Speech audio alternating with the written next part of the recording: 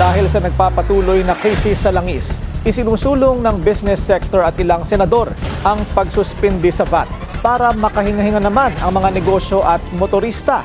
Narito ang agenda report ni Dexter Ganibe ng Abante. Sa gitna ng nagpapatuloy na energy emergency sa bansa, naglabas ng position and statement ang Philippine Chamber of Commerce and Industry o PCCI. Ikinabahala na rin kasi ng business sector ang epekto ng mataas na presyo ng langis sa mga micro, small, medium enterprise o MSMEs.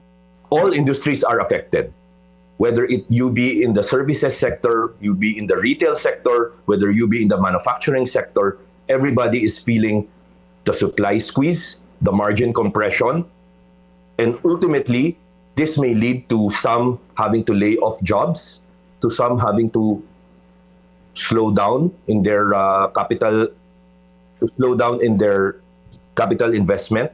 Kaya suportado nila ang pagbibigay ng Kongreso ng kapangyarihan sa Pangulo para isuspend ang fuel excise tax. Pero hinimok nila ang Senado na ikonsidera ang pagsama sa suspensyon ng VAT.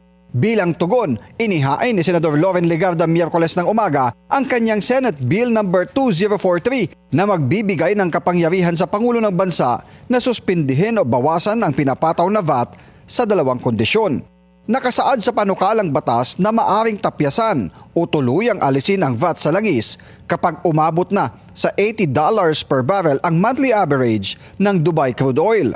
Maaari ring basihan kapag nasa national emergency o calamity ang bansa at apektado ang supply at presyo ng langis. Maaari itong ipatupad ng hindi lalagpas ng 6 na buwan maliban na lang kung tuloy-tuloy ang mataas na presyo ng langis. Pero maaari rin namang tapusin ang VAT reduction o suspension kapag may joint resolution ng Kongreso na ihinto ito.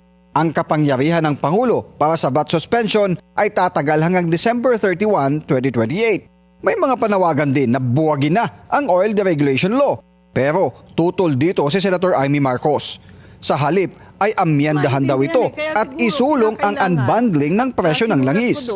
Unbundling katulad ng ginagawa sa kuryente, ipaliwanag yung iba't ibang items, bakit nadagdagan ng labis-labis at tignan natin kung totoo, unbundle our rates and at the same time conduct hearings. Sinabi rin ni Senator Amy na asahan na ang panibagong pagtaas ng presyo ng langis sa susunod na linggo matapos ang rollback ng mga oil company nitong Martes. Para sa agenda, Dexter Ganibe, Abante. Manatiling nakatutok sa Bilyonaryo News Channel. Sumubaybay sa aming social media accounts at mag-subscribe sa aming YouTube channel para sa mga eksklusibong balita at storya.